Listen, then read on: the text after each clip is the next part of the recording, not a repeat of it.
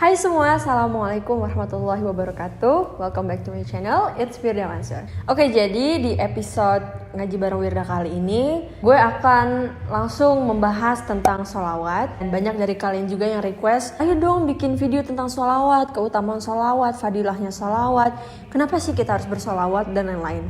Ditambah kemarin gue habis upload foto tentang sholawatin aja, masih ingat kan kalian? Jadi gue bilang sama teman-teman di postingan yang ini, pokoknya kalau punya hajat, kalau punya sesuatu yang dipengenin, kalau lagi punya keinginan, lagi mau begitu, lagi pengen ini, pengen itu, sholawatin aja. Mungkin sebagian besar dari teman-teman masih ingat cerita gue, karena gue udah berkali-kali juga cerita tentang ini, tentang keajaiban sholawat yang gue rasakan pada saat gue pengen punya laptop. Masih ingat kan ceritanya? Tapi sedikit flashback aja, sedikit untuk mengingatkan kembali, menyegarkan otak kalian. Gue akan bercerita lagi mengenai tentang sholawatin aja. Jadi pada saat itu tahun 2011-2012 lagi hits banget yang namanya MacBook Air, dan itu harganya mahal. Dan sampai saat ini MacBook memang mahal, jadi ya sudahlah. Segala keterbatasan yang gue punya pada saat itu, gue belum menghasilkan apa-apa, belum berpenghasilan, masih jadi anak piyik gitu ya, jadi belum punya duit gitu kan. Dan memang bokap gue selalu mengajarkan bahwa kita tuh kalau apa-apa, mau punya apa-apa, mau minta apa-apa, langsung pergi ke Allah. Yang ditanamkan dan diajarkan sama bokap gue di keluarga kami adalah tidak ada yang langsung ngomong ke orang tua, mau apa, pengennya apa. Kita ngomong dulu ke Allah, itu yang diajarkan sama bokap gue. Anyway, gue shalawatin tuh MacBook. Waktu itu ada banyak yang gue pengenin. Jadi apa-apa yang gue pengenin, gue cari gambarnya di Google, gue capture, gue screenshot, habis itu gue jadi wallpaper. Jadi pada saat gue buka HP ngeliat, wah ada yang gue pengenin nih, gue sholawatin. Gue pengen jalan-jalan ke luar negeri, gue juga udah sering banget cerita ini di buku gue juga terutama. Gue tempel peta dunia di kamar gue, lalu gue garisin mana aja negara yang pengen gue tuju, mana aja kota yang pengen gue tuju, dan gue sholawatin. Setiap gue masuk kamar, gue lihat, gue sholawatin. Masuk lagi, lihat, sholawatin. Itu yang gue lakukan selama berbulan-bulan, bertahun-tahun. Sebagian besar dari sekian banyak negara yang sudah gue garis-garisin, gue udah kesana sekarang. Jadi wow, subhanallah, masya Allah, alhamdulillah. Sekarang kita langsung aja masuk ke pembahasan tentang intinya sholawat.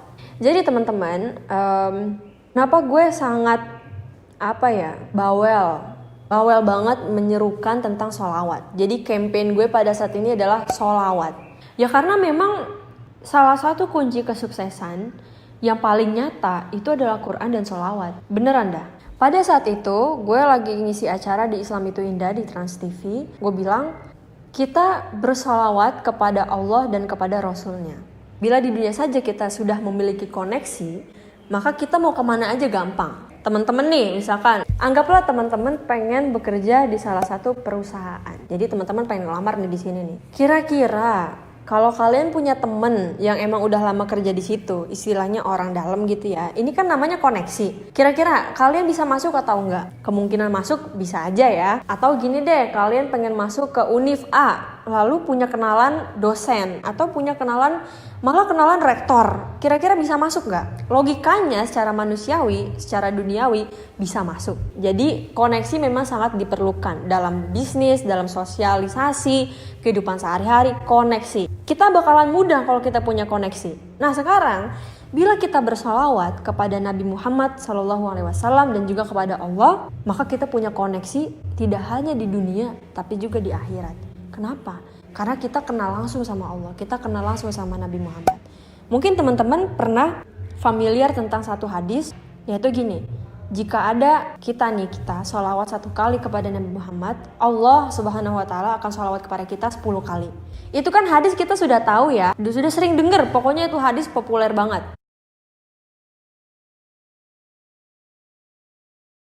Tapi kenapa bisa hadis yang sebegitu dahsyat lewat begitu aja depan kita? Bayangkan loh teman-teman, ini hadis menurut gue bukan hadis yang biasa, dan kita tahu, tapi mestinya tuh kita jadi gembira gitu loh. Karena mengetahui kalau kita sholawat sama Nabi sekali, Allah sholawat sama kita 10 kali. Lu tuh siapa sih? Kalau kata Wirda Mansur, lu tuh siapa? Bisa-bisanya kita sering bermaksiat sama Allah, kita banyak dosanya sama Allah, kita banyak kurangnya sama Allah, ibadahnya nggak usah ditanya, jelek banget. Tapi ketika kita dengan keadaan sehina ini bersolawat sekali saja sama Nabi Muhammad, kemudian Allah salawat sama kita 10 kali. Lu disolawatin balik sama Allah, Masya Allah. Kita yang banyak dosanya, Masya Allah maksiatnya bukan main, udah gitu, wah bobrok banget dah. Kira-kira nih ya, pantas apa pantas? Coba. Kok bisa-bisanya kalian tahu hadis ini tapi begitu aja gitu, lewat begitu aja kayak sudahlah gitu. Ini spesial banget loh teman-teman, asli. Jadi sholawat ini memang kekuatan yang luar biasa. Bayangkan loh, kita disolawatin balik sama Allah Subhanahu Wa Taala. Kita disolawatin 10 kali, Masya Allah. Apabila kita dalam sehari sholawat 100 kali, apalagi 1000 kali. Gue sangat menyukai sholawat, makanya kan hajat gue juga banyak, keperluan gue banyak, cita-cita gue banyak, impian gue banyak. Maka semakin banyak kemauan kita, semakin banyak impian kita, semakin banyak cita-cita kita, ya maka makin banyak sholawatnya. Dan banyak kontroversi sebenarnya yang mempermasalahkan postingan gue tentang kalau mau sesuatu sholawatin aja. Begini bos, cara dakwah itu beda-beda, pendekatan kita beda-beda. Memang gue ngambil dari banyak sisi ini tentang sholawat. Bagaimana caranya supaya anak-anak muda tuh demen gitu sama sholawat. Gue senang banget makanya ketika seperti Gus Azmi misalkan, atau Feve Zulfikar, atau misalkan siapa yang membuat sholawat itu terbungkus dengan cantik, terbungkus dengan indah, dengan lantunan-lantunan yang luar biasa enak didengar. Itu kan makin banyak anak muda yang mau dengerin gitu kan. Gue bersyukur sekali dengan hadirnya mereka gitu, karena ya anak-anak muda jadi makin cinta sama sholawat. Gue mungkin tidak ada basic di sholawat seperti Gus Azmi dan Feve Zulfikar. Suara gue biasa aja. Gue mungkin tidak main di tarik suara, tapi gue bisa melakukan pendekatan dengan inti atau dalamnya sholawat tuh kayak gimana sih. Nah gue lebih fokus ke situ. Nah cara menggayatnya itu seperti apa? Oke, gue anak muda juga, gue tahu yang gue pengenin dan gue tahu apa yang gue galauin gitu kan. Anak-anak muda itu impiannya banyak, yang dia pengenin banyak.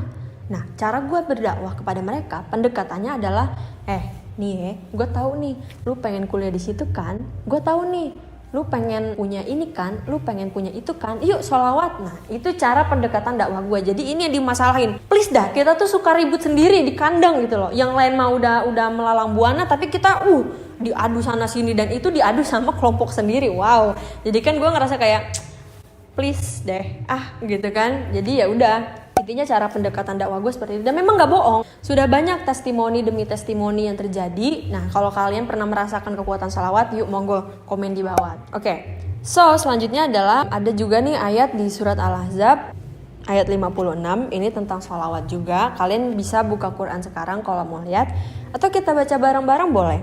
A'udzubillahi minasyaitonirrajim. Bismillahirrahmanirrahim. Innallaha wa malaikatahu yusalluna 'alan nabi ya ayyuhalladzina amanu sallu 'alaihi wa sallimu taslima. Ini kita sering banget denger ya ayat ini. Biasanya kalau mau azan itu suka dibacain kan. Sesungguhnya Allah dan para malaikatnya bersolawat untuk Nabi. Wahai orang-orang yang beriman, bersolawatlah kamu untuk Nabi dan ucapkanlah salam dengan penuh penghormatan kepadanya. Bahkan Allah aja nyuruh kita bersolawat coy. Masa kita gak solawat? Jadi kan udah paham nih bahwa solawat ini bukan hal yang biasa-biasa aja. Makanya kenapa kalau kita punya hajat kita solawat kemudian terkabul? Wajar, karena apa? Dengan kita mencintai solawat, otomatis Allah juga mencintai kita, insya Allah, amin. Dan kalau Allah udah cinta sama hambanya, apa aja dikasih coy. Apa aja dikasih. Lu mau apa? Lu mau jodoh, asal jangan minta gue aja ya. Lu mau apa gitu? Apa yang lu mau? Omongin, minta langsung sama Allah yang punya semuanya. Buat teman-teman yang mempermasalahkan, apaan nih sholawat kok? Barang sholawat kok pengen ini? Ngajak ribut aja lu jadi orang. Rasain dulu, sholawatin dulu gitu. Maksud gue tuh ini yang gue maksud dari kalau kita pengen sesuatu, kita sholawat, insya Allah terkabul. Apa? Karena bila kita sudah mencintai Allah, lalu dicintai kembali oleh Allah, apapun yang kita mau, insya Allah Allah akan penuhi. Dan yang terpenting adalah niat sholawat kita ya karena Allah dan untuk Allah gitu. Oke? Intinya ringannya pembahasannya sampai situ dulu. Gimana sih sholawatnya? Sholawatnya tuh banyak ya, terserah kalian mau kayak apa. Yang paling gue sering dawamin ya gini, Allahumma sholli ala sayyidina Muhammad wa ala ali sayyidina Muhammad. Itu sholawatnya. Simple kan? Zaman sekarang kan udah canggih ya. Kalian kalau misalnya bingung gimana cara ngitungnya? Cara ngitungnya gampang. Kan ada tasbih digital. Atau tasbih yang tradisional tuh yang butiran-butiran debu. Dan dulu kerjaan gue di pondok, di pesantren, karena waktu itu belum ada tasbih digital, nggak punya juga, dan gue juga nggak punya tasbih yang tradisional gitu. Gue pretelin, jadi kertas gue sobek-sobek, gue jadiin 100 gitu ya. Jadi kertas nih, kan kertas ya, kertas. Abis itu gue robek set, abis itu gue robek kecil-kecil, abis itu gue jadiin bola.